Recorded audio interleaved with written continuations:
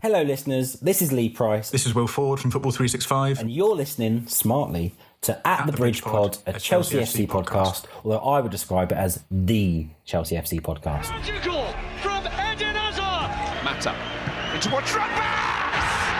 What about that? Ivanovic! In the middle, it's just behind him, but it's taken by Hakim. Matic with the ball driver. Matic takes the net off. Palmer, João Pedro, it's three, and Chelsea are running away with the FIFA Club World Cup final.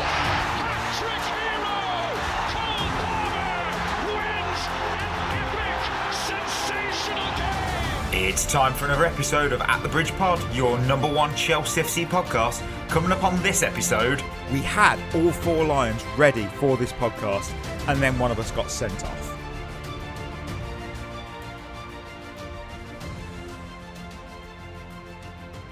Oh, welcome back, everyone, to another episode of At the Bridge Pod, and I am your host, Mike, and I'm joined in a virtual room, roaring with lions. I have Chris, I've got Ollie, 2 shows in a row. It's the Mikey and Chris Monday show on a Monday, featuring Ollie. Rarely, never said that. I haven't said that ever. But team, moments of the weekend. We always have them. I'll be honest, my weekend was pretty shit. Wow. Oh, Outstanding. we don't want to hear that, Ollie. It's unfortunate. It wasn't even a quiet one, and it was shit. I didn't want to hear do you that. know what? That's how it goes sometimes. But we bounce back and we go again. Wow. We're on to next weekend. What about you, Chris? Taking it one weekend at a time. Damn right. Oh, my word. Go on, Chris. I had a pretty good weekend until Sunday afternoon, about 4:30. Oh, my God. Yeah, girls won on Saturday, which means we can technically win the title this weekend because second and third play each other, and if they draw, then we win the league without having to play another game, which I don't want to happen. I want one of them to win because I want to have to win the next game to win the league, because that's boring otherwise, isn't it? I see your point. And then Sunday we played a friendly and we played really well. We lost 3-2, but against a team that's about to win the Hereford Prem. So, Okay. really good team. Played really well. So, yeah, pretty good weekend. And then Chelsea ruined it all in the afternoon. Just why not? Was that a mid-season friendly in a perhaps eastern country where you've been paid loads of money to fly over there? I wish. It was... It's because the league we're in is shit, and we've only got 3 games left, and the season isn't meant to finish until May. Wow. A game a month. That's all you've got. Yeah. Fuck. But grassroots football is doing great, ladies and gentlemen. It's better than ever. Get down to your local club. For me, I've got a few things. Mine probably Saturday afternoon. Location, a quiet park near me. So just me and my girlfriend, we were heading out on a walk, and we're sat in the car because it does look like it's... Yeah, well, I've missed... Go for a walk. There you go. Back to the story. No, it was just me and my girlfriend, and we'd head out for that walk, and we were sat in the car because it looked like it was going to rain. The clouds had rolled in. There was a few spots of rain on my windscreen, so we didn't want to... We thought, no, we're going to wait. We're going to wait this out a little bit. And then across the car park, I spot a Mercedes-Benz G-Class. It's matte grey, sitting there. That's for listeners who don't know, that's £150,000 motor minimum. It's not a subtle purchase. It's a big one. Who's Matt Gray? Well, he's a championship player who did well in the Barclays era of the Premier League when they got Actually promoted to does Blackburn. sound like one. Yeah, does sound like one. Played left back for Blackburn back in the day. Oh, he definitely did. But my girlfriend, she clocked who was heading towards this, hood up, keeping his head down. It was Ollie Watkins, and to be fair, he was actually doing a really decent job of staying low key. No one seemed to have noticed him apart from my other half, who's Sherlock. And he opens the door. He's still undercover, and then the fatal mistake he made, he dropped his hood to lift his kid into the car. He thought of his family, and out of absolutely nowhere, it was like a radar had gone off. A Villa fan sprinted across the car park for a selfie. And I just thought, it just made me laugh how a Premier League striker was literally meters away from me. And I had no idea, if it wasn't for my amazing girlfriend's eyes just picking it out. I didn't notice. I was like, oh, it's Ollie Watkins. The fuck's he doing around here? It's like Yeah, I surreal. know. Poor bastard. It's just surreal. Absolutely surreal. Before we do head into Shevva shoutouts, I've got a special one because I know they're listening. Jason and Josh, yes, you guys, you tune into the pod each week. Jason reached out because he had a university project where he needed to interview an influencer, and it was an honor that he dropped us a DM and picked us and asked if we'd just be up for a short chat. And Asked it ended if we up, knew any. yeah. Fuck. Nah, yeah, it ended up being a real brilliant 45-minute conversation, and honestly, it was a real honor to give my time and talk through the journey of this show, the podcast, the team, of yourself, Ollie, Chris, Berth, and everything that we've done. And proper great guy. It was really great chat. So, Jason, I really hope that assignment came back with a huge grade because you deserve it. And Yeah, he paid really well as well. I'm joking. So he went. Oh, I wish you nothing but success though at uni. So big love to both of you for supporting the show. And can I just get in a shout out for my games of the weekend? Because this doesn't ever happen. Because every single one was a blockbuster. We had Kairat Almaty 2, Tobol Kostane 2. Tobol won it on penalties. What game? 2-2. Great game. Dortmund 2, Bayern 3. Brilliant. Sunday, Okay. Rangers 2, Celtic 2 with an overhead kick for Rangers and Celtic coming down from 2-0. Real Betis 2, Sevilla 2. Marseille 3, Lyon 2, which Marseille flipped a 2-1 down scoreline to win it in the 90th. And then Roma 3, Juventus 3, which had the first two goals were like goal of the month. Chico Conceicão's goal was I sent it in the group chat. Goal of the season, that is so far for me. I've never had such a good scoreline there of games. It was incredible. Absolutely outstanding. Oh my gosh, I was so happy. I hope someone watched at least one of them. Maybe you should start putting the Chelsea games in games of the weekend, and then we might get a good one. Why would I do that? None of them are entertaining. No Premier League games are entertaining, which I'll touch on later. Unless you love set pieces. I love those. I will do the Shevva shoutouts because we've got Hikari, who's how do we know you lot aren't looking up the answers to these quiz questions? Now, my answer to them. Well, this was my actual response on the Spotify comments. I'd have fucking won last week, that's for sure. I was like, if that's the case, I think Who Is That Former Blue proved that neither of you were looking up the questions because no one seemed to know who Mark Schwarzer was. Yeah, that's true. That is all you need to know, listeners. It was legit because that was a shocking omission. Shocking. Sam, what would we even have to gain from faking it? I don't know. Bragging rights. It's a good point, isn't it? It's a good point. I don't mind looking like an idiot on the internet. That's why we do this show. There's no money on the table. No money's on this game. I've got Sam rounding us off with a couple of questions for you. One, let's settle the debate once and for all. Who was a better player in their prime, Drogba or Henry? Henry was better in his prime. That is a stupid question. Like Drogba Sorry, was. Sam. I didn't Drogba say was that. more successful. Henry was a better player. Drogba was unbelievable and on his day unplayable. But as a footballer, Thierry Henry was a different level. Thierry Henry in his prime was a better player. I would say Drogba was a better cup final player. Yes. I think the thing is Henry in cup finals was like Haaland is now. Waste of time. Doesn't happen. I think on his best day, which was, to be fair, was most of his career, Henry was one of one. Yeah. Yeah. And second question, very random, but I feel the answer will be hilarious. Chris, what do you think of Micah Richards as a pundit? I mean, he doesn't give you much insight. He's quite funny. But I don't think I've ever heard Michael Richards say something about a game that I've thought, oh yeah, fair play. I didn't notice that. Sorry, I didn't know you were going to Michael Richards for analysis. he just says what, He's just there for the energy, any really, isn't football fan can say. Yeah, but I don't mind Michael Richards. I think he's quite funny. Yeah, I think he provides a lot of good energy for the shows he's on. I like his podcast he does with Lineker and Shearer as well. Yeah, it's funny that. There are no other podcasts to listen to. I am football. I don't know what you're on, don't know That's what you're all on right. about. What are you on about, man? Thank you for your reviews, your comments, your support, everything you bring to this show in the comments. I appreciate them. We all appreciate them. And if you want yours potentially read out on the next one, head over to Spotify, drop a comment on the episode. And while you're there. If you haven't already joined our Discord, the invite link is in the episode description. Great community, and it's growing every day. It really is. Hasn't grown. Everyone in the Discord's really nice. Get involved. Yeah, that is true. We've And only ever Ollie's in there.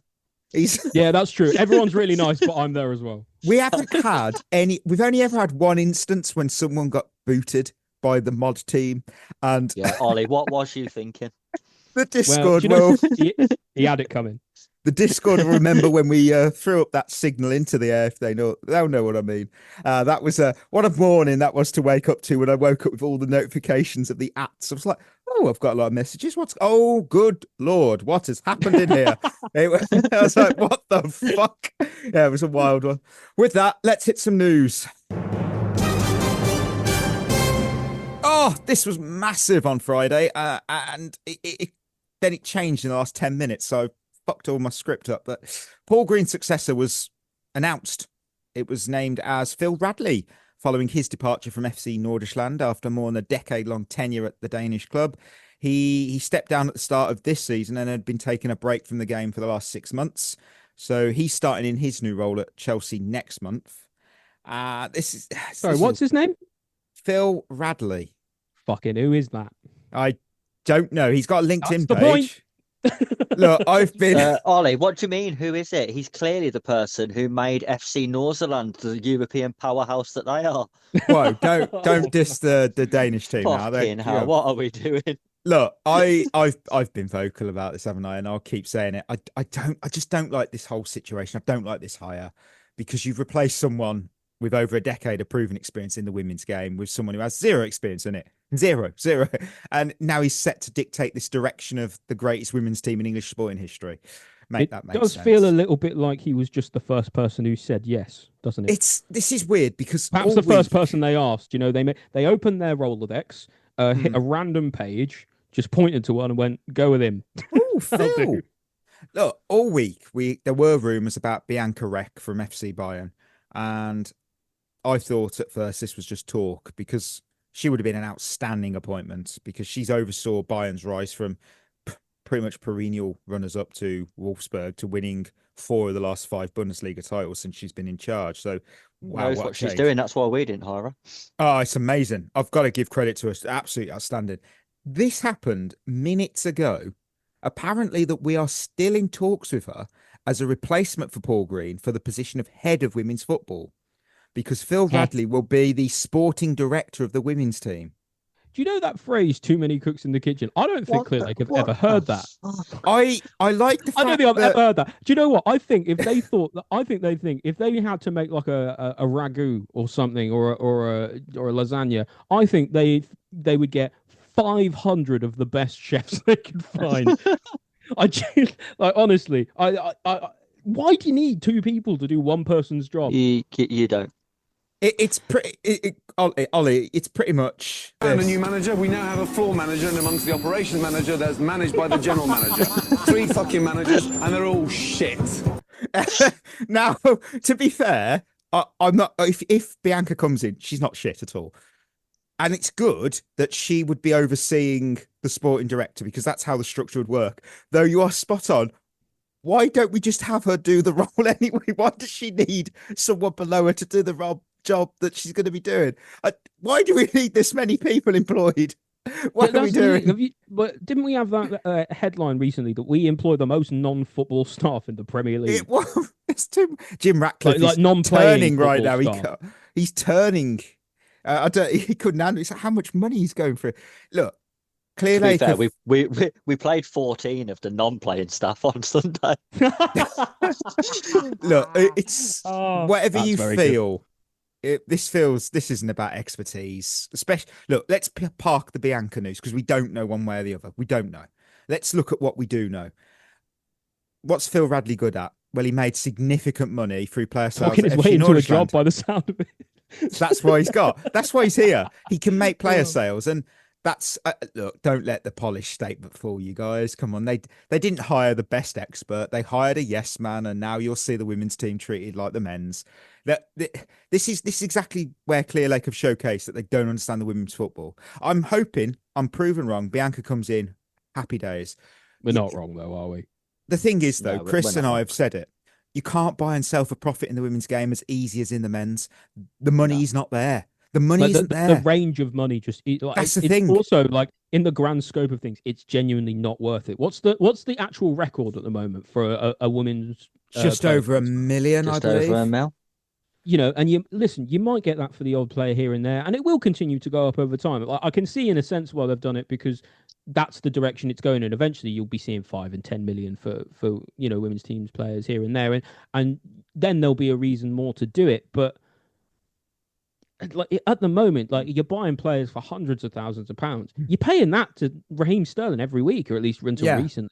Well, according to so this, Lisbeth Aval from Tigres to Orlando Pride for 1.1 million. there you go. You don't see, and then below that, you've got obviously Chelsea, basically, when we signed Thompson, Olivia Smith to Arsenal, Gayoro to London City Lionesses. Those are all the £1 million. And then under that, you've got 800, 700, 600, 500. There's not a lot of money there. But again, they know better than us. They know better than us. And what? The results in the women's league will be the proof in the pudding, won't it? I just feel this will damage Chelsea and their ability to compete at the top level. That it's what Really? Clearly don't have a track record for that. I just feel. I feel this. If this is how it's going to be run, then while the dynasty slowly burns, the suits will be stood on the balcony just like Nero was, playing their tune and pretending everything's fine, and it's not. You know that that one scene in the Titanic where the band's playing and it's going down. It's a bit like that. I'm not trying to be negative. I'm just saying how I feel with it. It's just that's how I feel. Anything to add, Chris, before we go to a positive winners and losers? Oh no, I agree. I don't understand the direction.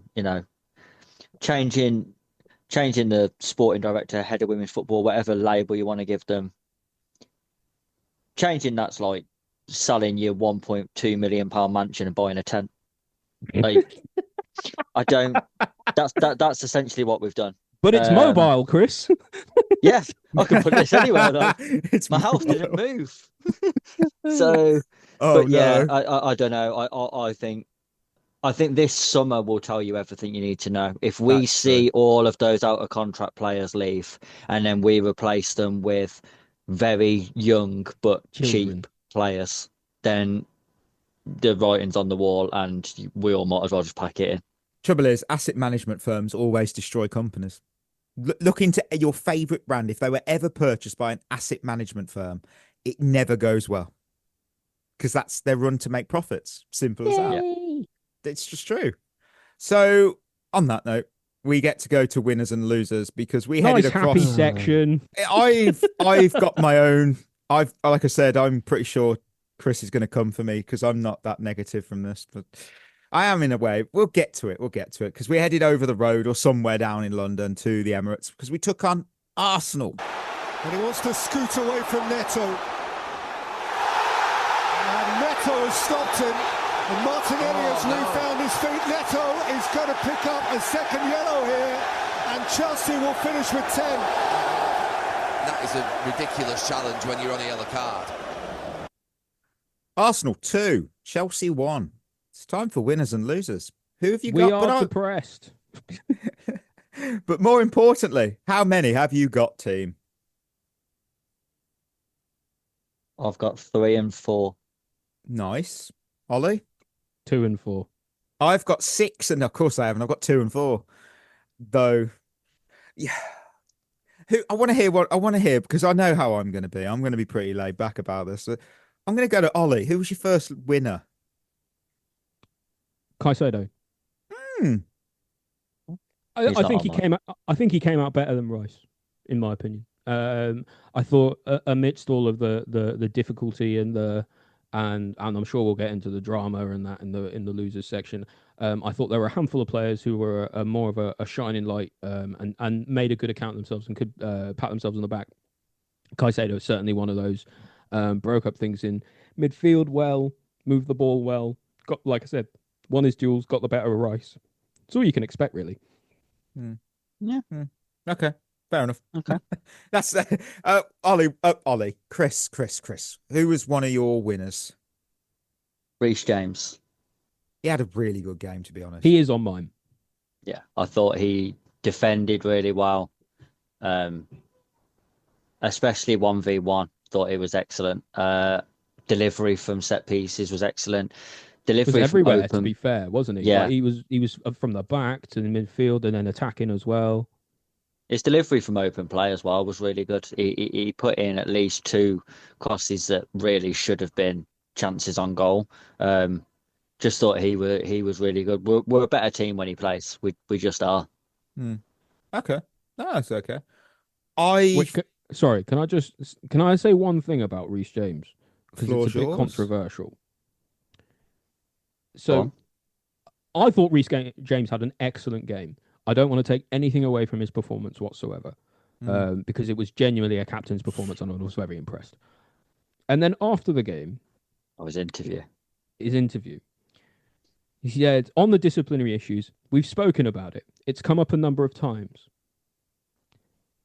And I know that seems like a minor thing, but that's important to me, because what that tells me is that it's come up several times, and yet either the players are ignoring, sort of the general shouts from him about why can't we calm it down a bit and not lose our heads, and we need to stay in the game and keep 11 players on the pitch. And for me, if you can't hold your players accountable successfully, you're not leading. And I know that sounds harsh, but as the captain, you have to be held to a higher standard. And for me, I was disappointed to see that. Okay, interesting. I think that is fair, though. That is fair. I've got 2. I've got 2. Ollie, did you run out of winners already? Yeah, recent Caicedo. That was it. I say it's just 2 for 2 now with Chris. Well, I thought the rest of the players didn't fucking bother, so why should I? I've got 10 men that didn't look like 10 men as a winner, because when obviously Pedro Neto headed for his early shower in the Emirates changing room, no comments on if the quality of the body wash is good in the changing room. Don't know. I hope it was cold. Well, that would be a bit unnecessary, because this is a multi-purpose, expensive stadium. They're not going to go half measures. But I'm sure that half the fan base did break out in their own cold sweat. And 10 men away at Arsenal, it's over, isn't it? We're cooked. And yet, you know what? We didn't look like a side with 10 men on that pitch. And we were brave. We did attack. That was always good. We didn't sit back. And we did nearly nick it twice late on. Garnacho first. And then we obviously had the Delap offside goal. And on another day, we're talking about a heroic smash and grab. It's as simple as that. There's still going to be the negatives from the game, of course, though we'd have got a point. Instead, this is a classic, isn't it? It's, if I had a massive light on my head right now, I'd be a lighthouse. We didn't get a point, so we come away with defeat. Where did that come from? I just what I was thinking. Close doesn't count, does it? We didn't win. We didn't draw. We lost. However, I think the online negativity swallowing everything whole, I think you've got to find some positive. There was a fight there. The way I've read online, though, that it looked like we'd just given up, apparently, online, from what I've read. If I hadn't watched that game, I would have assumed we rolled over, had our bellies tickled, and we lost 4-0. I mean, come on. There's been negative, but come on now. What are we doing? I do agree with you there. That isn't true. I do think with 10 men, we actually played okay. I don't think Arsenal did anything when we went down to 10 men in terms of taking control of the game, to be honest with you, and trying to put it to bed. And then, like you said, in the end, they did get a little bit lucky that one of those chances didn't go in. But we can't keep doing it all the time, though. And Leverson, you said it after, and he's absolutely right. Can't keep sitting here saying, "Oh, we played well, but we dropped points." Well, if you're dropping points when you are playing well, fucking hell, what the fuck are we going to do when we don't? Yeah, I know we've been about this long enough. We know you got to find positives in something. You have to. Chris, who was one of your other two winners? Gel Pedro. Okay. Do you know what? He probably did deserve to be on my winners list, but I was so furious after the game that I forgot about him. He was good. Yeah, I thought he was really good again. I thought he gave Saliba and Gabriel a really hard game again. He had some lovely touches. Most of his interactions in the game was positive. Got punched in the head for his trouble. Yeah, got punched in the face. No penalty, obviously. I think as well, if he's onside at the end, it's an unbelievable overhead kick that he forces the save from that Delap then bundles in. I know he is way offside, but if one of those defenders has just fell asleep there and dropped back in with him, I just think it was another positive game from him, and he's probably the only player at the moment who you look at and think he is performing to a really high level and consistently. I will round off my winners. I've got Romeo Lavia. Nice to see him back. Yeah, he's on mine as well. I am so glad. We all know you need to find somebody in your life that has faith in you and belief like I do in Lavia. Look, these were his first minutes under Liam Rossignol. That's mad. Do you know what? That 15-minute cameo against Wrexham before he gets injured again is going to hit like crap. Look, he hasn't played since those 8 minutes in November against Karabakh, and I rate him so highly. I really, really do. And he just showed why I rate him so highly. He's calm. He's composed. He's such an intelligent owl in that midfield. He rarely drops below a 7 out of 10. And that is why, for me, it's so frustrating that his fitness has been tissue paper in that hurricane, because he's such a quality player. And that's why I believe in him, because the mission now is so simple. You keep him upright and medically spotless until May. And then you go through the summer. I believe in him so much, and he has to be kept in bubble wrap. We have to look after him because he's a player. He's a top player. Chris, he was your winner. Why? I thought it was an incredible cameo performance from someone who hasn't played football in that long. I thought he came on and actually ran the midfield for the small amount of time that he was on. Drove with the ball really well. There was one moment where he did like a little spin in between the two midfielders and then set us off on the attack. And I thought, well, fair play, he is class. Just can't stay fit though. And that's the problem. He is a really good player, but if you only see it once every 3 months, what's the point? Yeah, for 15 minutes, then it's such a shame. If he doesn't get fit soon, he's going to be one of those what if players. What if he had stayed fit? How good would he have been? He will turn into one of those. But in this game, I thought he looked unbelievable for someone who hasn't played since November to come on against supposedly the best team in the country and run the midfield like he did. I thought was really impressive. I really encourage any list. If you haven't, look at his games. Probably the Chelsea sample size isn't the best because obviously his issues. I was going to say for Chelsea, all two of them? Yeah, he's got 1 minute and 30 seconds of highlights. Well, I was blessed to see him in person against Wolves, so I've seen more of him than probably highlight packages have shown because of his injury history. Look at him at Southampton. He's got a great intelligence. He's got a great mind. Just you'll see why I believe in him. You'll see. I know, but he'll probably find a way to injure that as well. He won't. I believe in him. He's got this. So we're on to losers, aren't we? Yeah. I'm not happy. Oh no! That's the wrong one again. You've got to stop doing that. You know it winds me up. The fail horn and fa la la la la are next to each other. Delete it off. Delete it off the song. Can't do it. No, please keep it. That really caught me off guard. That was really funny. It's Christmas. What are we unwrapping today? Yeah. What did we give everyone? 3 points to Arsenal. Yay! Hey! Oh my word! Do I let someone? You know what? I'm going to go. Chris, Ollie had the first winner. You have the first loser. Cole Palmer. Oh yes, he's my first loser. First loser. Yeah, well, he's got a back. What is the point of this bloke at the moment? I'm being serious. what is he offering to the team? It's nothing. He's offering nothing. I'd go as far as to say he was one of Arsenal's best players because every time he got the ball, he gave it to them. His pass completion for Arsenal was about 100%. The one where he passed it out of play, when he tried to play it down the left-hand side and he's rolled it out of play, I think I nearly threw my drink in the pub, if I'm honest. Yeah. Like, I don't know what he's doing. And this whole narrative around, well, when he's fully fit. No, he's fully fit now. He's fully fit right now. Otherwise, he wouldn't be playing. We know what our medical team's like. You've only got to have a slight headache and they leave you out for 2 weeks.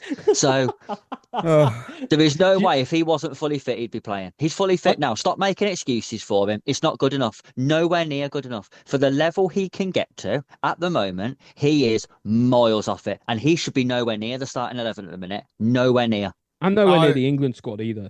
If he goes to the World Cup, it's an absolute farce. Look, I've said this on a previous show that we might all need to accept something uncomfortable, and that's 23-24 may have just been that outlier of a season, not the standard. And for me, Palmer simply is not world class. He's not even consistently top class. He's a good player, and I'm not going to start knocking him too much. He is a good player who has moments of top class quality, but those moments just seem to be shrinking and shrinking. It's like throwing a t-shirt in a hot wash, and you get it out each time. You're like, it's a bit small. Look, some listening will call that, you sizzling steak of a take there, Mike. But this is a London derby. This was a huge game. You need a presence. You need a personality. You need authority. And Palmer does have this unbothered demeanour. And that might be who he is. I've said it before. That's totally fine. Though I think at Chelsea, the perception matters. I think if you look unbothered, whether that's just you or not, fans will read that as you not caring. And if your game isn't on it, and you're looking unbothered at the same time, they'll just think, you don't care, mate. You don't. Do you want to be here? You don't care. And I just don't think that personality fits with what this fan base expects from players. And then you look at the summer. If the right offer came in, let's just say 80 million opening bid, I'd be considering it. I'm not saying sell him. I'm saying I'd consider it. People will then point to the groin issue, saying he's not fully fit, Mike. And if that's true, then he's also harming the team by playing. And then you've just touched on it, the World Cup this summer angle. You're not getting into the England squad playing like he has. Tuchel is an intelligent manager. He's not going to pick up a passenger. No, like if what is Tuchel going to do? What are the two things that you have to be to get into this England squad? Because it's competitive. You have to be in form and fit, and at the moment he's neither. And spare me that he scored a hat-trick against the worst team in the league when with 2 penalties. I couldn't give less of a fuck, to be honest with you. It's a penalty. It's what is it? You know. The thing is with Palmer. Go on, Chris. Sorry, Ollie. Like I just think you look at it, and 2 seasons ago, we was being called Cole Palmer FC because if he didn't play, we didn't. Like that's how good he was. And then last season, I think for the first half of last season, he was still that. He was still the player who was carrying the team. And then from the second half of last season to now, he's been absolutely shit. This season, we would be in exactly the same position as we are right now if he wasn't here. He's had no influence on the team at all. He's had no influence on the season whatsoever. I don't and to be honest, I don't even mind people saying he's injured because if that's the case, right? If that's the case, I've been very clear about how I feel about this stuff. We remember Enzo Fernandez. Remember how consistent I was on that. If you choose to play through your injury for the good of the team, you're trying to play through your injury for the good of the team, but you're not doing well. You're harming the team. And I know it sounds harsh, but when you're forcing yourself to play, even trying to force yourself to make yourself available, and you're not playing well, and you know you're not fit, you're harming the team, and it's selfish because you're hurting your teammates out there. And for me, exactly same with Enzo with his hernia. What did Enzo do? Took a couple international breaks out, took a few games off, took a little bit of time out, came back. This season, he's probably top 3 of our player of the season, you'd say, right? I think most fans would put him in the top 3. I maybe would put him even in the top 2. Palmer, for me, desperately needs rest. And so if he goes to the World Cup, if Tuchel does make that absolutely stupid decision to take him to the World Cup, we're not going to see that Cole Palmer again. I don't think, because I think there'll be too much fatigue and his body will be too far gone. This, for me, this summer for him is the last chance to get himself back on track before he's remembered forever as a Dele Alli. I think he's kind of the poster boy though of where the club has gone now. Like he had one unbelievable season and then a good 15 minutes in the third-rate European Cup final. And I still see Chelsea fans trying to make a case for him being in our all-time 11. Oh, come and on. I think, what are we doing then? Like this is a club where the fans used to knock people who was genuinely good. I remember towards the end of his time with us how the fans didn't like Florent Malouda. Well, Florent Malouda was more consistent than Cole Palmer's been. He didn't have as good of one season, but over the course of his time, he was better. He had more good seasons than Palmer's had because he's only had one. So I just think, why are we still talking about Cole Palmer like he is that Palmer? It's not 6 weeks ago. It's 2 years. Yeah. 2 years ago. Or at the very least, 18 months minimum, really. Like, I don't know. Some people say around 14 months or what have you. But for me, it couldn't be more clear what the solution is. The guy has got to stop playing football. What is it? He played like the under-21 Euros, and then he's played the 2 full seasons at Chelsea, and he went to the Euros as well. Like, he's not actually had a break in about 3 years of football. Give him a break. Let's see what he can do when you actually let him rest. I always wonder though as well with these things whether. So we brought him from Man City, and he came in, and he had such an unbelievable first season, and everyone was like, Man City have made a mistake letting him go. They are going to regret this for the rest of their life. And I look at it now and I think, well, maybe they was right. You know, it's kind of like when Real Madrid sell a player. You buy a player from Real Madrid and they'll come in and they'll be all right for a year, and everyone will go, oh, I don't know why he didn't make it at Real Madrid. And then within 3 years, you're thinking, well, we've still got him. That's why. That's why Real Madrid got rid of him. It's very rare that these clubs get rid of players who are that good. They don't tend to make those mistakes. If they're being sold by them, there's a reason. And I think that's what we're finding out now with Palmer. I think he had one unbelievable year, but Man City at the moment look correct. I think Pep, like, I just think Pep didn't like his sort of nonchalant demeanour. If I jump in when you say that Real Madrid sold Makelele to us because of ego. They sold him because they felt they could do better than a player who wasn't flashy in that team. That's why they sold Makelele. Yeah, listen, players. Listen, just a random one, but I felt I've got to say that teams absolutely do make mistakes. But I think it's time. We've made 11 for us as a fan base, in my opinion, to hold Cole Palmer more accountable because he's better than this. Of course. We know he's better than this. Fully agree. The whole team, his teammates know he's better than this. His manager knows he's better than this. The sporting directors and the owners, my grandmother, who doesn't even like football, knows he's better than this. So he just, like, for me, he has to get it sorted soon. Whatever's bothering him at the moment, whether it's form, fitness, injury, confidence, whatever it is, he's got to get it sorted. My next loser is the easiest loser of the list. I've got discipline. Can't say Arsenal have played us with 10 men twice this season. And you know what? They've barely scraped through. They didn't dominate either game. And that should actually tell you a positive something. We've never been blown away in either game. Now, Pedro Neto's red makes it 8 Premier League reds, I believe, this season. And we've taken 5 7, points. I think. Oh, is it 7? I've seen so many conflicting reports here. We've matched the record, one more, and we get the record. Right. Oh, bring on the weekend. We've taken 5 points from a possible 21 in those games. So that shows you how poor we've been playing with 10 men, and we've dropped points due to behaviour. It's a factor that we can and should control. And what I found a concern for me was when Rosenio says post-match, you can fine players. It's not about punishment. It's about finding the reason why. Now that so far is, so far so good. The killer line was, I don't think these players are worried about fines. And that tells you everything you need to know, because if they're not worried about consequences, what is a fine then? It's just money. It's paper. It's printed on paper. I don't really care. That's what they answer. That's what they're saying. And then you've got to ask, well, what's the solution then? And you know what? I'm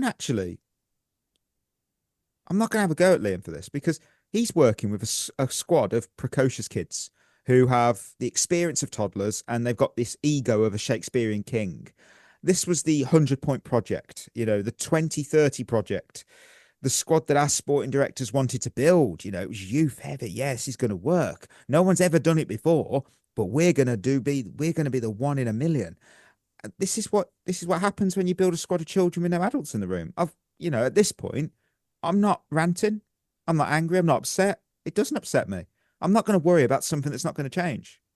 This is going to keep going on. In fairness, though, over the last 2 seasons, I think we have got 100 points if you put them together. Oh, I'm so sorry. I think Wesley Fofana got that much on the motorway. Yeah. Oh, yes, Ollie. Oh. Sorry, he's catching a stray there. He didn't even play. Ooh, bloody hell. No, because he was suspended. Wow. Of course he was. Shit. Bloody hell. That's brilliant. Wow.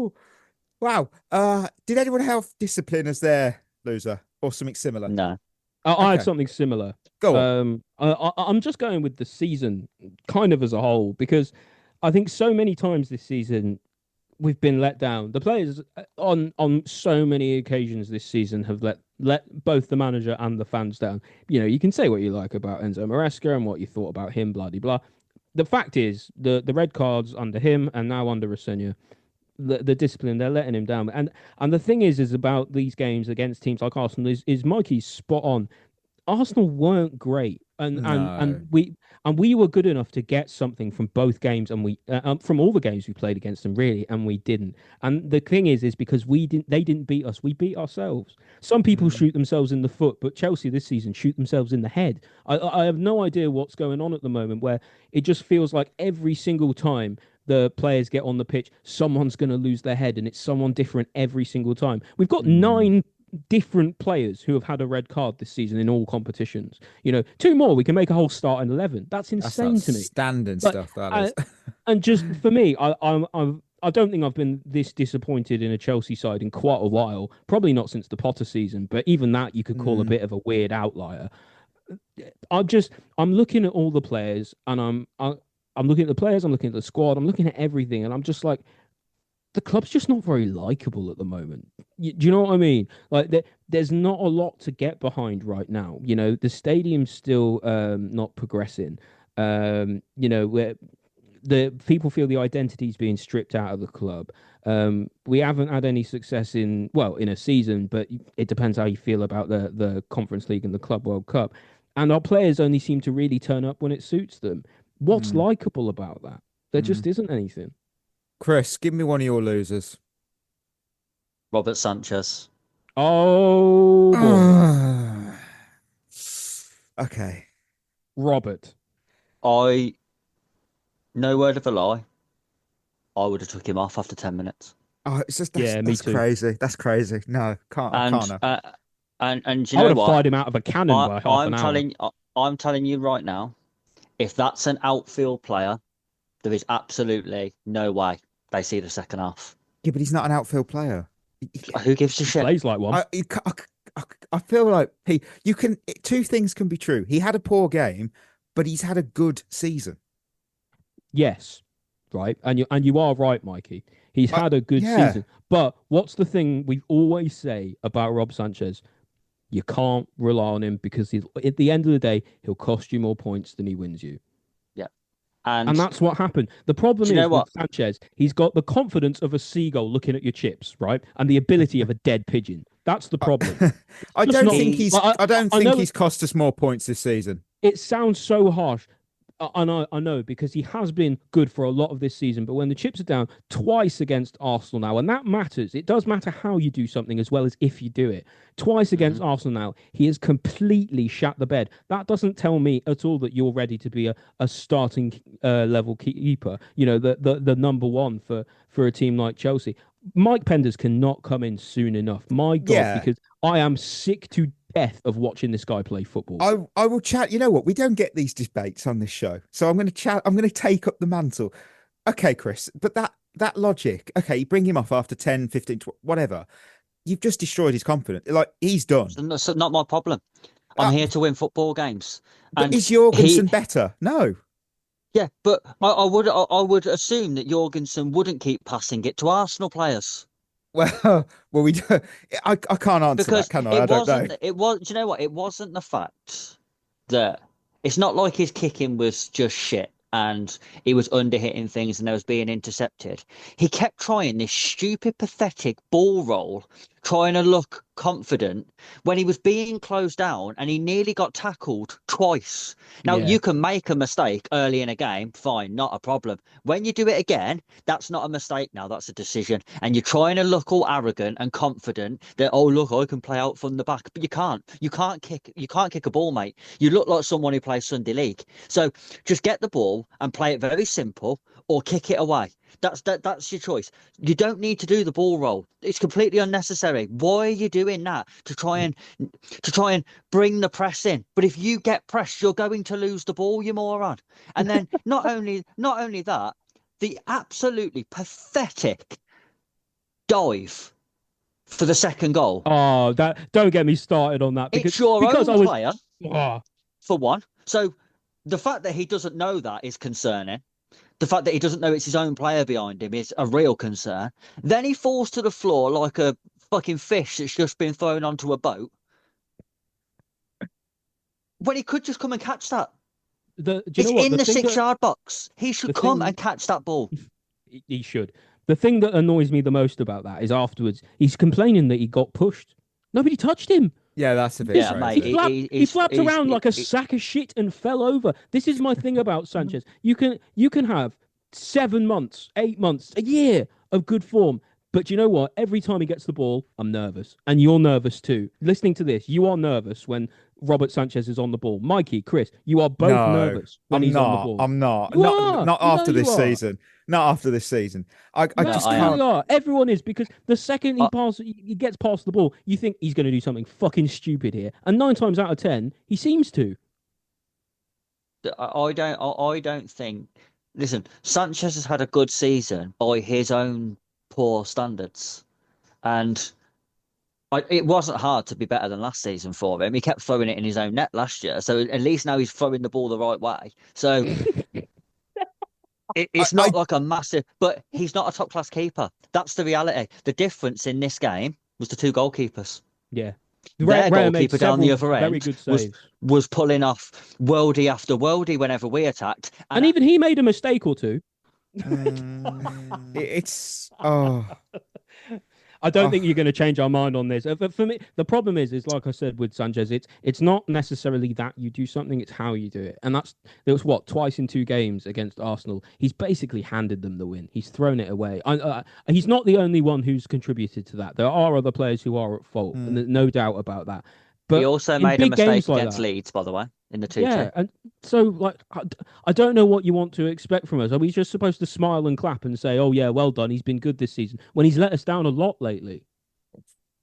Okay, I've got 2 left. What have we all got? I've got 1 left. Okay. Go on, Chris. Who have you got? Pedro Neto.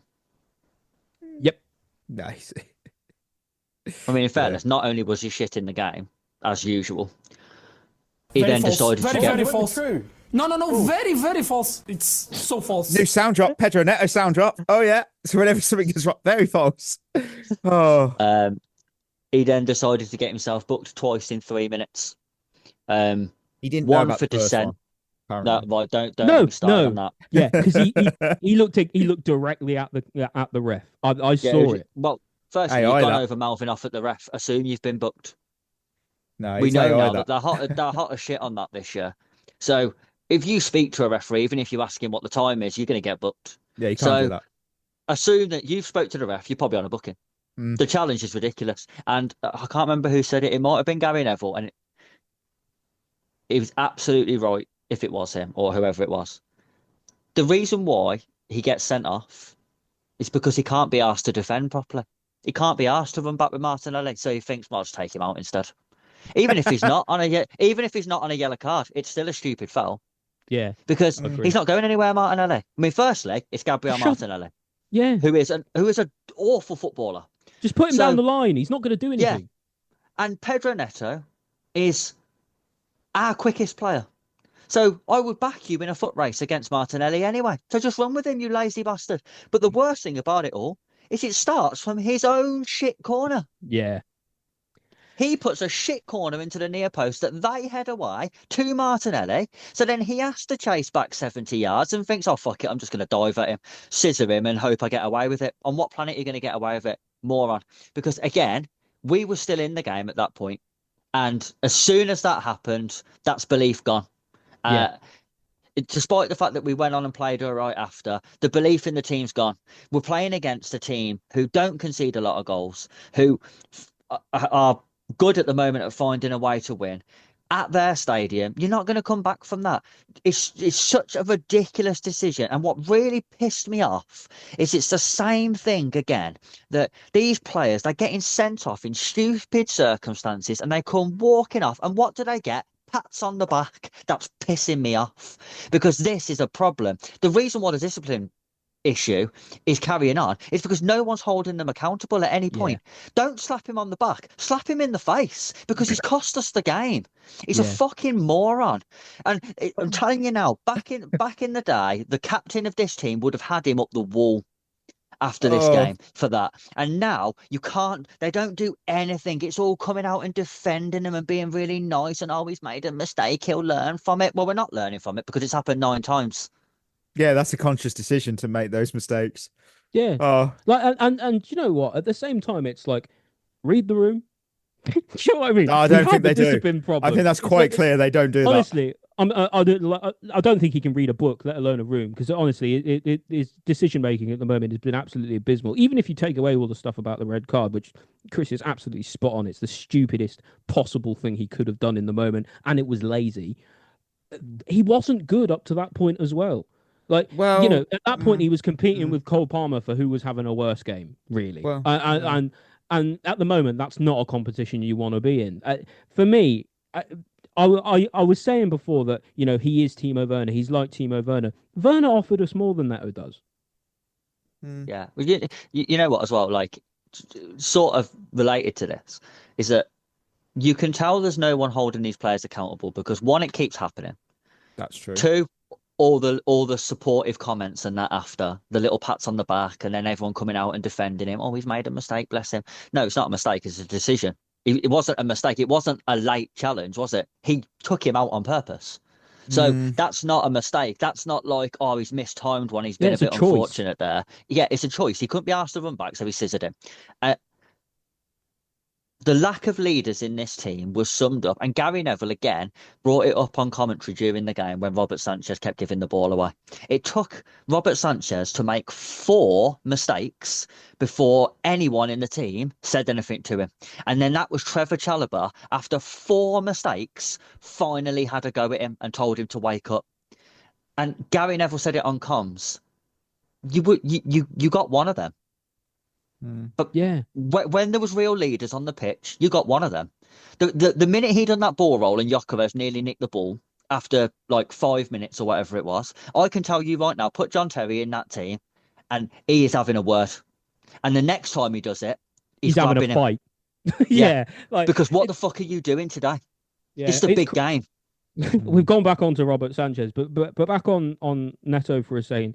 The thing is for me as well, the thing with Neto is just the sheer brass neck, is the arrogance. Because you know what's going to happen. He's going to score a tap-in against Wrexham and put his finger in his ears like he's a toddler that's not listening. We know you're not listening, mate, because you got yourself sent off. Yeah. My third of 4 losers is cheating, because I'm exhausted watching it. Some might call it clever, or call it gamesmanship. I call it for what it is, cheating. It's shite. Well, earlier in the day, we had a Harry Maguire faking a head injury, because that's what he did. In this game, we had Jokeres throw himself down. Timber collapsed, ironically. He was neither were touched. Do you think he yells his own name when he falls over? Timber! That's brilliant. That's brilliant. Look, you got players asking for penalties, like they've just dialed up a room service. Oh, I just can have a pen. You know, every week I feel that I watch 90 minutes of grown adults looking for the slightest opportunity to con the referee. Until it's a corner. Well, yeah, of course. And that's it. That's the thing. How does Pedro Neto, right? So going back to Pedro Neto for a second and the discipline and stuff. Sure, mouths off to the ref, gets a yellow card. But how has he got a yellow card for talking when literally you got Gabriel and Saliba, like literally, wrestling João Pedro to the ground and he's punched in the face by Raya? It's totally nonsensical to me. Yeah, and what bugs me is officials are not booking blatant simulation. Nothing changes. Nothing. Gyökeres is told to get up. Why is he told to get up? Book him. Because law 12 of this game, it states if a referee identifies an attempt to deceive the referee, an example being feigning injury or pretending to have been fouled, in brackets simulation, they must issue a yellow card to the player. Must. Nothing happened. Not can, must. No, 20 years ago, and you could go, oh, Mike, you're sounding like, you unk, you. No, but 20 years ago, it wasn't like this. You don't see it in hockey. You don't see it in American football. And my love for the sport drains a little more each season watching this embarrassment. Nothing changes. It's cheating. And the thing is as well, is like, okay, right, like you're always going to get a bit of shithousery gamesmanship, whatever you want to call it. That happens, yeah. But the consistency is abysmal. There's no consistency. Every single week, you've got a different referee in the game a different way. And like, I understand to a certain degree that's always going to be the case because they're people and they're not robots and they're going to have to do things the way they see it. I get that.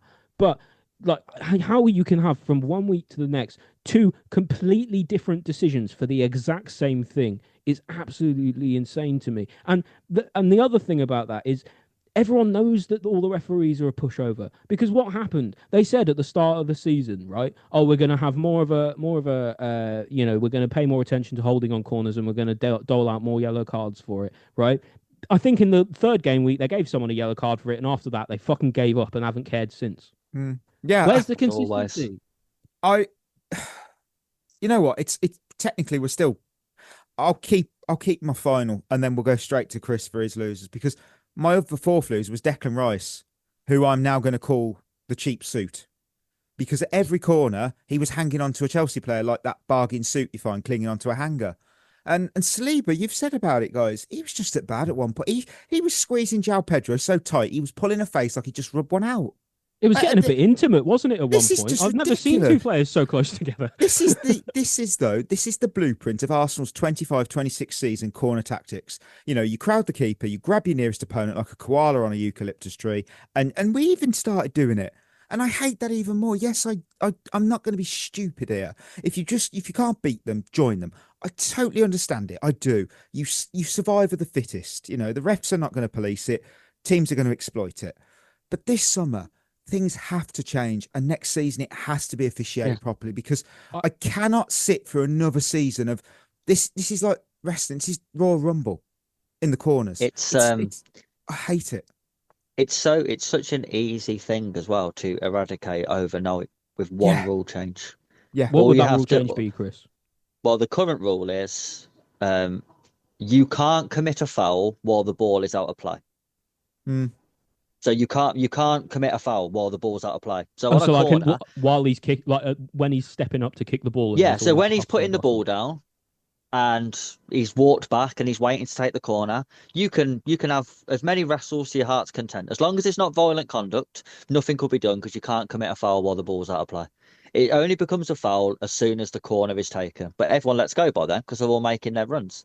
So just bring the rule in that you can commit a foul when the ball's out of play.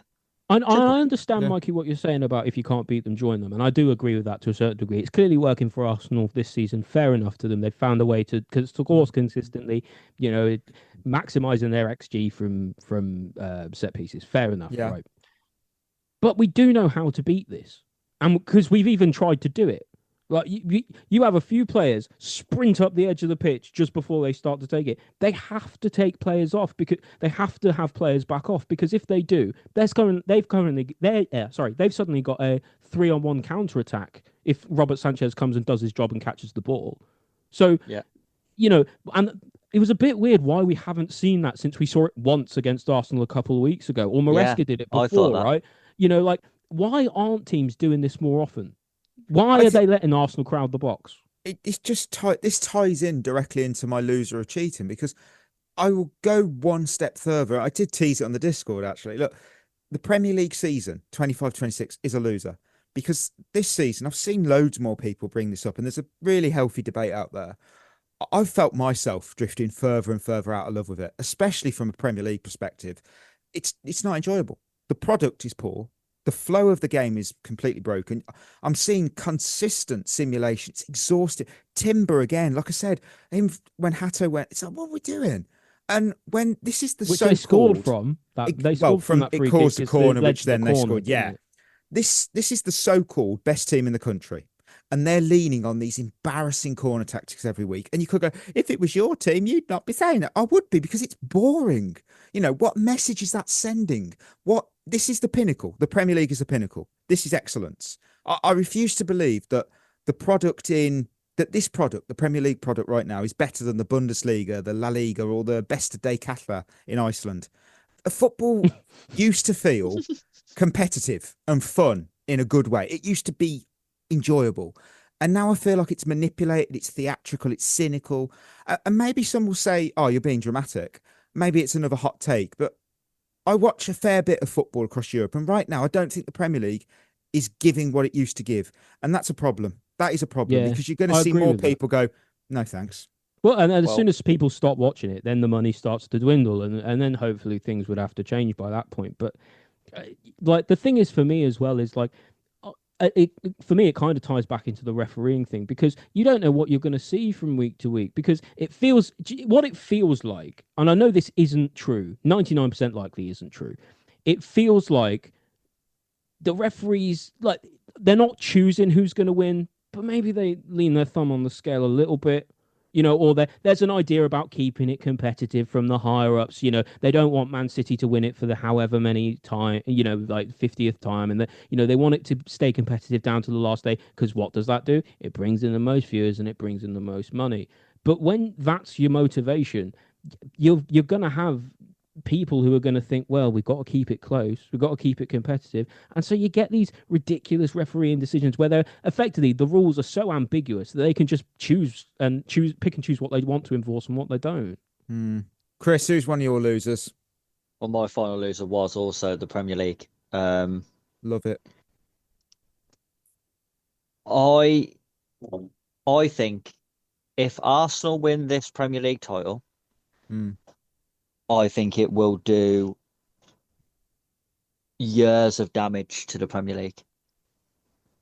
Okay. Because every team will copy them. Yep. Because as soon as one team shows that it's successful, what does every other team do? Try and copy it. That's exactly what happened with Man City. Pep Guardiola came in, played a certain way, started winning the league, so then everyone started to copy it. And then Arsenal now, but in a much worse way, are showing teams how to be successful. And I've been saying this for a long time about the Premier League especially, football in general really, but the Premier League especially. They're not footballers anymore. They're not footballers. They are athletes who play football. And the easiest thing to teach in football, how to kick a dead ball. So what do you teach people who aren't footballers? Set pieces. Simple. You don't need good footballers to be good at set pieces. You need strong, tall, powerful people and someone who can kick a dead ball. That's all you need. You don't need someone footballers. who can jump high and head it. Yeah. Decent defenders, and that's your lot. Yeah, and do you know what they are? Cheap. I don't need to go and spend 100 million on a really exciting winger or an attacking midfielder. No. I'll go and spend 20 million on some 6'4" centre half who's good in the air, and we'll just keep popping it on his head every corner that we get. This Arsenal team, and this isn't hate on Arsenal, because I think fair play to them. They found a way to win, and if they win the league doing it, then fair play to them. Because at the end of the day, winning trophies is winning the league is what it's all about. But they will be the worst team to win the Premier League in the last 20 years. All I'm going to say for their sake, as a footballing team, they will be the worst team to win the league in the last 20 years. In terms of And it's actually not even playing close. football, you're spot on. All I'm going to say for their sake is they better win the league, because if they don't, no one's going to let them forget it. Because, I mean, they are... I've watched them now, obviously, in the games against us, but also in other games. And I know they wear red and white, but next year they might as well start with stripes and just be Stoke. Because that's all they are. Because from open play, they do nothing. They literally do nothing from open play. They've got probably, I think, the most overrated player possibly ever in the Premier League in Bukayo Saka. I think he's bang average. I don't think Bukayo Saka would look out of place at Brighton. Failed the Hatto test, didn't he? He does nothing. He has no impact on the game. His numbers are shocking. He has no impact on football matches. I don't know why everyone likes him so much. I don't understand what he does. Because he used to. And do you know why? And it's the same thing about talking, and we're all going to sound like unks in a minute. Because, again, these players are having to focus on the physicality so much on being athletes that they're not having to focus on being footballers, because they're having to play 2,000 games a season from all these stupid preseason friendlies and, you know, all across the world and international tournaments and all the rest of it. Like, they're playing so much football that they can't afford to be good footballers anymore. They can only afford to be athletes because that's the only thing that's going to keep them fit. Yeah. I watched the thing the other day about Ronaldinho. And there was a line in it which I thought was absolutely bang on and something that needs to happen to football now. Ronaldinho, if you look at his numbers, his numbers wasn't good for the player that he was. And he could have done better. He didn't achieve everything he wanted, he could have achieved, because he didn't care enough, essentially. But Ronaldinho brought fun to football. And he made a generation of kids fall in love with football. He was one of the first footballers that I ever saw him on TV and just went, wow, you know, and there's no one really like that now. Exactly. And that's what worries me now. Who do kids look up to now? Because Declan Rice. Yeah, well, this sums it up. We're on about there is an actual conversation about if Arsenal were to win the Premier League and the Champions League, could Declan Rice be considered for a Ballon d'Or? Declan Rice for a Ballon d'Or is the equivalent of Mark Noble winning the Ballon d'Or in 2006. Oh, no, I can't do it. No, I'm heading to the Bundesliga. I can't do this. He's a good player, Declan Rice, but he's not a Ballon d'Or. Firstly, I'll get rid of the Ballon d'Or. Yeah, there is no footballer on the planet now worthy of winning a Ballon d'Or. Replace it with the Ballon d'Or. Yeah, and I just think if Arsenal win this Premier League title and the Premier League goes down this road of set pieces and big, strong, powerful players who aren't technically very good, but they're all right at heading the ball in the box, the Premier League will die on its arse within 2 years, because no one around the world's watching that. They're just not. Do you know I think what the thing is partially is when you think about who the best player in the world is, right, over time, I think we've learnt the wrong lesson from Ronaldo and Messi. I think that's what's happened, because you had Ronaldinho, who, like you say, maybe his numbers weren't the best, but he made the game so enjoyable to watch. As every single time he got the ball, you thought he's going to do something absolutely amazing here. And it's kind of that feeling you get with a few players in glimpses nowadays. Esteval, you feel it a little bit. But then we had Messi, right, who was both absolutely incredible, right, at scoring goals and getting assists and his numbers, but he was also amazing to watch. Yeah. And then you also had Ronaldo, who, for his own reasons, was amazing to watch and did amazing numbers as well, right? And all that, I feel like what a generation of footballers growing up have seen that and gone, well, I have to maximise my numbers. Yeah. And I feel like that's the lesson that we've wrongly learned, because I'd like to hope that in the next year or 2 years or however long, someone hopefully is going to come in and remind everyone that football is supposed to be a fun game that people actually want to enjoy to watch. The introduction of Opta ruined football. Yeah, the stats probably makes a difference, don't they? Because Well, yeah, of course it does. Because you've got to think about it, right? If you think about someone like Cesc Fabregas as an example. Mm. You remember all the great passes from Cesc Fabregas that set up goals, like real eye of the needle passes that you thought, I didn't even see that.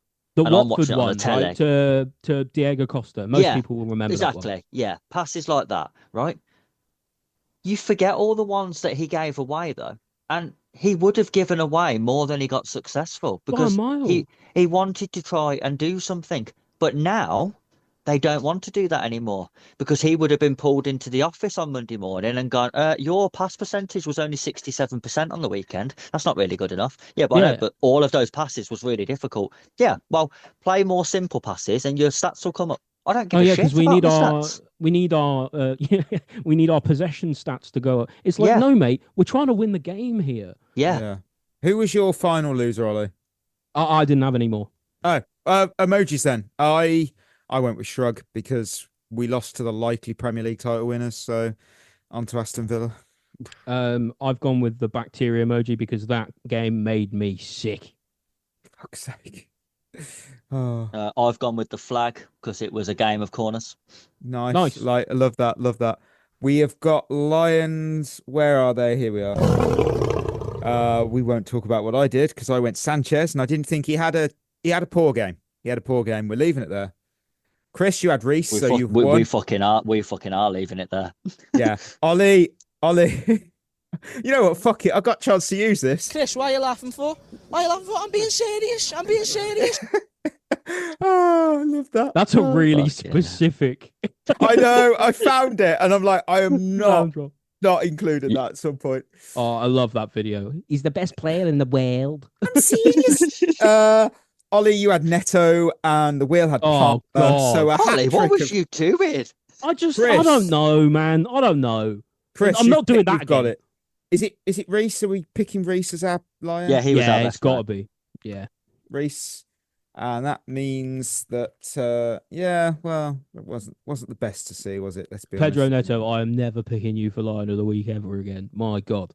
Well, I thought play for most of the weeks anyway now because he'll keep getting sent off. So I've learned my lesson. Ban. Let's put it that way. 1 game ban. Oh, is it only 1 week? One game it's a ban. shame it's not the way. No, he's going to be back against Wrexham. Yeah, he would be actually. Let's hope not. Wow. Match preview. We are having a quiet one.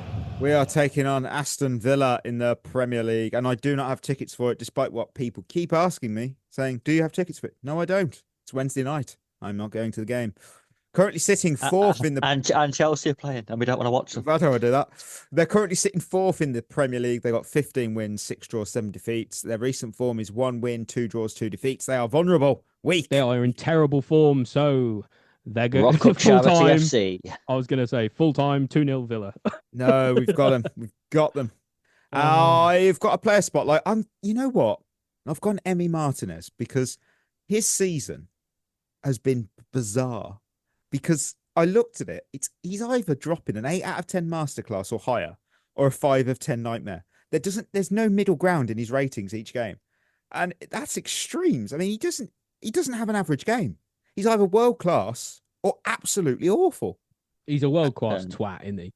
That's true. When he said goodbye to all the Villa fans, and then he's still there, it's like that went well. Turns up when he wants. Look, according to my brother, who's a Villa fan, he might not even play because he tends to not play midweek games because he can't be bothered. Oh, well, a lot of people are obviously talking about Villa falling off in 2026, and I think it's quite obvious why. The absences, you've got Boubacar Kamara, Tielemans, and of course McGinn, they're all out. And Villa's dip really, really began being blunt on this February 1st against Brentford, and that was the first Premier League game where neither Kamara or Tielemans started.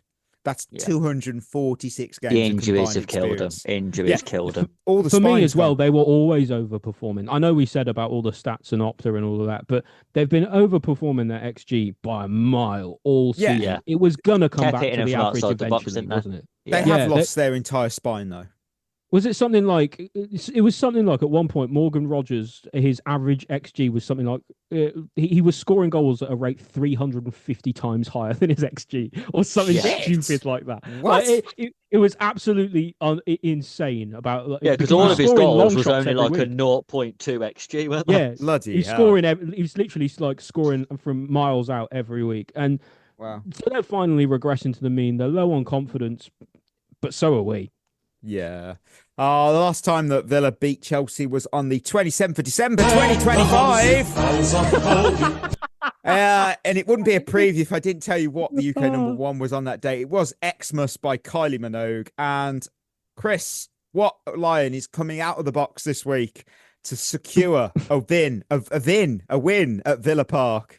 Can we also pick who's going to get the red card to win us the record? Who is getting the red card this week? Oh man, it's got to be someone who hasn't had one this season. That's true. Yeah, who hasn't had one? Enzo Fernandez then. Oh no. Maybe they're just passing around like, oh, it's your turn to get sent off this week. Remember? The wheel's going safe. That's safe wheel. Reece James, come on. Do you know what? I'm going to pick Enzo Fernandez for both the red card and the line of the week. So I'll be right one way or the other. I think. Wow. I'm gonna pick João Pedro. Good choice. Yeah, João Pedro is the easy pick every week, and I can't complain. I just wanted to pick him before you did, Mikey, to be honest. No, that's cool. Esteval's not going to... Is Esteval back?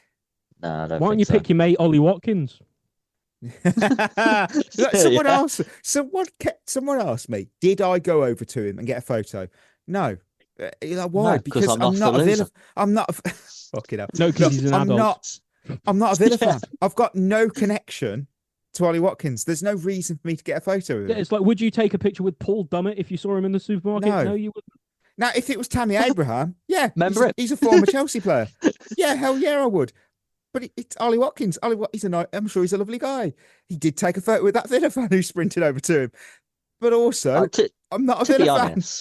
To be honest, if I happened to be in a shop and happened to be stood next to them at the meal deal, and engaged in a conversation, I might ask for a photo.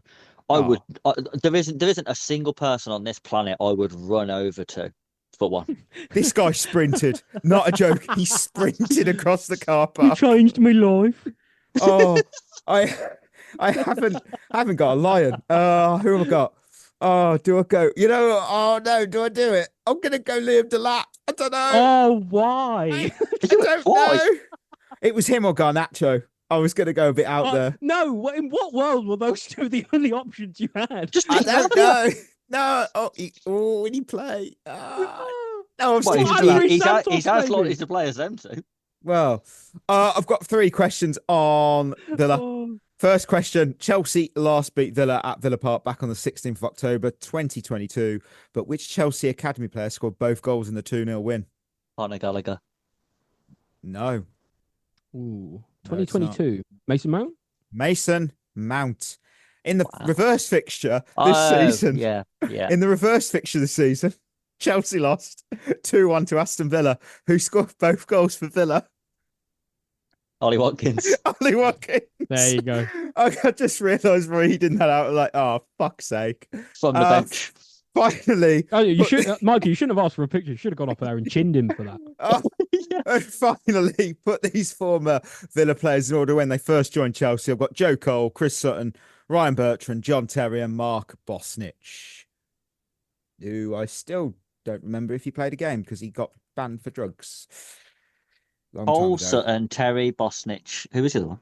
Bertrand. Pretty sure he left us with an... Oh, yeah, he failed a drugs test at Chelsea. I thought he did. Right.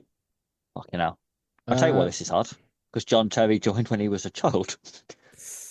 Wait, hang on. No, I think before... Wait, was it Villa he went to? I thought it was Forest he went on loan to in like 2000. Who are we talking about? Terry. What? Yeah, well. Yeah, but he was still a Chelsea player by then. He joined Chelsea when he was like fucking 6 years old, 8 years old or something. Yeah. So is that when we're taking it from? No, when he was properly in the I was first going to say, team. surely joined he's Okay. like Yeah. when he was really old. when he made his first team debut, right? Thank you. That's what I When he wanted was to like- clarify. He was like, Oh, 38. Otherwise, I would have actually known his date of birth. It's very, very close between all these players, apart from one who's like well ahead. I'd go with Sutton first, maybe. 1999, not the first. Ooh, No, Bosnich Second. first. No, because he joined in 2001. Cole first. 2003. Fuck's sake, Mikey. John Terry. When did So Joe John Terry Cole is join in first. the bloody night? Yes, 1998. Chris Sutton, 1999. Bosnich, 2001. Joe Cole, 2003. And Ryan Bertrand in 2010. They all overlapped each other, those first three. That's hard. That was hard. That It was tough. It was tough. And also, I was barely alive. Just, Okay. Also, Chris Sutton doesn't really count as ever having played for us because he was probably one of the worst players we've ever had.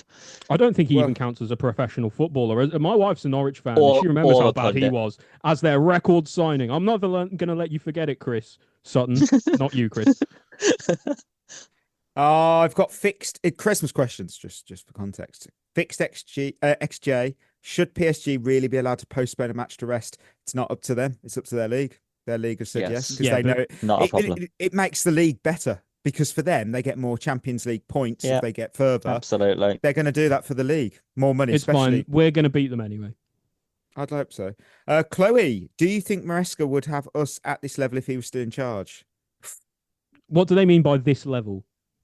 Yeah, I don't know Yeah. whether that's a compliment to him or Yeah, whether that's whether they're saying we've been better since he Would we- left. I think if they're Yeah. saying we've been good, no. If we're saying we've been bad, yes. I honestly don't think there What? would have been that much difference. I think we would have dropped more points than we did in Rosinho's first few games because of the run of form we was on under Maresca at that time. I think we would have dropped points in those games, but now I think it's just evened itself back out to we don't look that different. Yeah, might have beat Leeds. Maybe even would have gotten a point out of Arsenal. Yeah, I think the one thing that's a shame is one positive that Maresca did bring was keeping the fitness of Reece James because of moving him into midfield did help him where he didn't have to keep running up and down the wing all the time. And he showed his ability, how intelligent of a player and adaptability he has because he became top class at that position as well. So it's one of them. Would he have done better with us? I don't know. I haven't got a light on my head, so I'm not a lighthouse. I don't know. I think Gonna people keep have to running remember that we won like 2 of our last 11 games under Maresca. He was shit. That is true. That is also true. Can't forget that. On that, what we can forget, well, we can't forget. Let's do the stamp well. Stamp collection. Oh, I'm partial. No. I just admitted you're a fan of the flag. Oh, Oh, I sorry. like this game. Here we go. I forgot we had a game because I'm just used to no one else being here. Yeah, well. Sidwell stamp collection. I've got a name of a player, and there's a theme. There's always a theme. Today's theme is I went to China because I like being paid lots of money. So every player today has been in the Chinese Super League when it had a lot of money. So Fucking hell. first player is Marko Arnautovic, 8 clubs, including one in China. So, Ollie, 8 clubs. I think I could do 4. Wow, okay. Well, If you I get would that, be. His, I would be surprised his if it current was more club than is that. madness if you get it. Madness. It's not even obscure. It's just Balls. like, you're like, I was really hoping then you wasn't going to say like, I think I could do 12. And then I was like, fucking hell. I can do. Yeah, I think I've only got 4. wow. Okay, Ollie, you had the first bet. How many? Go for it. All right. Stoke. Yes. Yeah. Where he was most well remembered. That's where I had him. West Ham. That's 2. Yeah, I had that one. I think it was Shanghai. I can't remember the name. Xingping. Shanghai. Yeah, I'll allow it. I'll allow it. SIPG because they had to change Yeah, their I name didn't have them. because of- yeah. And he did quite well at Bologna as well. Yes, that's 4. He Yeah, I started had his them. career Also at Inter Milan. Yeah, on loan. Oh, I actually twice didn't know and he went there. permanently. He was at FC Twente, Werder Bremen, and currently at Red Star Belgrade. Oh, He's still playing. Yeah, he's still playing. how old is he? I don't know. He's got to be. He's in got his to be like 30s. 36 now, surely. Is he Austria's greatest ever player He's 36 on the dot. Wow, in the modern Chris, nice. in the modern game? Oh, wow. Is he Nah. Austria's best player in the modern Over game? David Alaba. Nah, David Alaba, mate. Yeah. David Oh, Alaba no, actually won stuff. I agree, That is but true. I think Arnautovic might have done more for them at international tournaments and stuff. Yeah, that's true. Yeah, he's not a bad player. No, And- it's just a question. We have now one of the greatest players to have ever put on a shirt for Chelsea. It is Alex Pato. 8 clubs. Chris, 8 clubs. Nick Spatter. You really do like him, don't you? He's a great And he- player. Great player. He He was absolutely such a good player. I'm not dog having shit. this. Do you know what? He didn't even know he was on loan for us. Who He thought it cares? was permanent. He scored 1 in 2. That's a really good strike rate for our strikers. He's our most successful loan signing. Easily. Easily. I've got 4 off the top of my head. Nah, mate, I'm not doing that. Go on. Go on, have a- go on, Chris. AC Milan, That's 1. Yeah, that was my one. Chelsea. Chelsea. 2. Ollie forgot he was at Chelsea. Yeah, that's how bad he was. Oh, Corinthians, that's 3.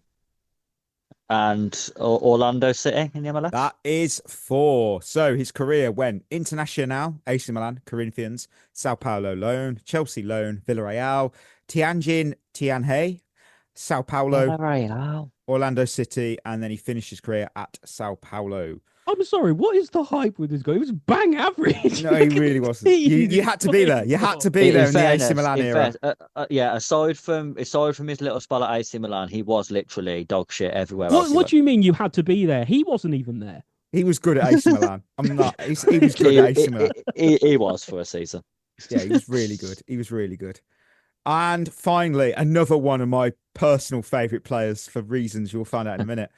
Obafemi Martins. 10 clubs. 10 clubs. Ollie, come on. I think I could do. This is tough. I think I could do 5. Wow, that's not a bad shout. Not a bad start, Chris.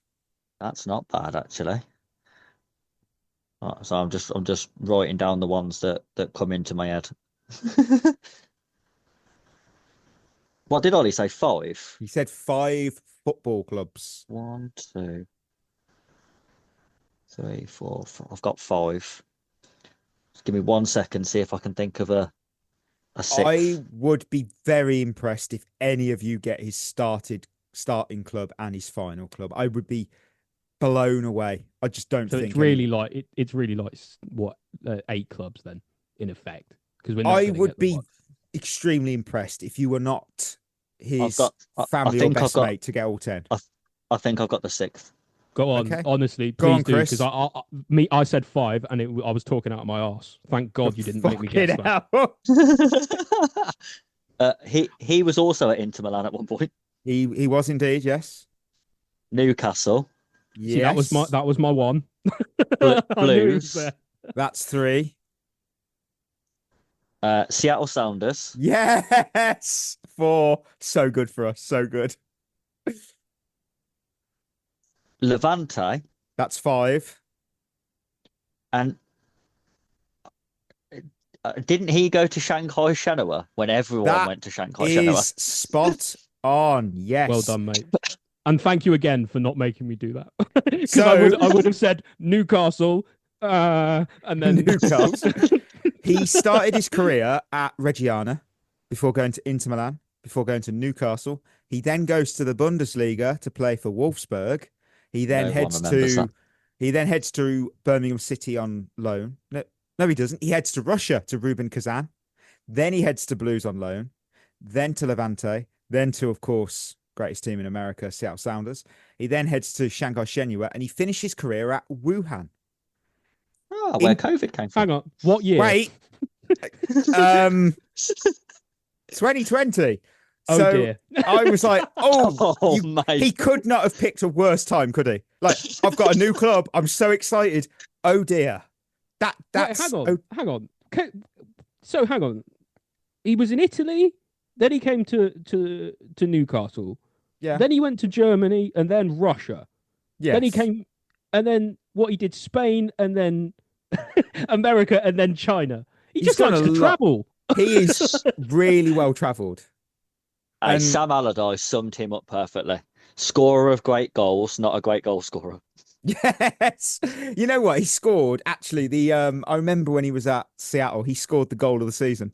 I remember it. It's worth checking out if you find it. He scored the goal of the season. He scored the biggest goal in Birmingham City's history as well in that league. Final against Arsenal. Yeah, that was massive. Wherever he's been, he's always won the domestic cup. Like obviously, he won the Coppa Italia for Inter Milan. He won the League Cup for Blues. He won the Russian Cup for Rubin Kazan. He won the Open Cup for Seattle Sounders as well as Supporters Shield, and he won the Chinese FA Cup at Shanghai Shenhua. So is it genuinely called the Chinese FA Cup? Yes. That's amazing. It's called the Chinese FA Cup. Yes. So I thought maybe it was called something complicated and you weren't really sure how to say it, so you just went with the Chinese FA Cup. That's literally the name of it. We've got a new cup competition. What should we call it? FA Cup already exists. Chinese FA Cup. That'll do. Okay. That will do. Copy my homework, but don't make it too obvious. That was 4 o'clock on a Friday. That meeting. That was a very listeners. We're at the end of another episode. Thank you for tuning in. Thank you for struggling through these Premier League games that we struggle for ourselves. Yeah, so, it'll soon be mine. It will be. And before we go, don't forget, we are proudly partnered with Head in the Game, a mental health charity using football to support wellbeing and community. You can find out more at headinthegame.co.uk. Treat yourself well. We'll be back on Thursday as we talk Aston Villa and Chelsea. So until then, that will be us signing off. You've been listening to At The Bridge Pod, a Chelsea FC podcast. Follow us on Twitter and Instagram by searching for At The Bridge Pod. And if you're listening on Apple or Spotify, leaving us a review is always appreciated.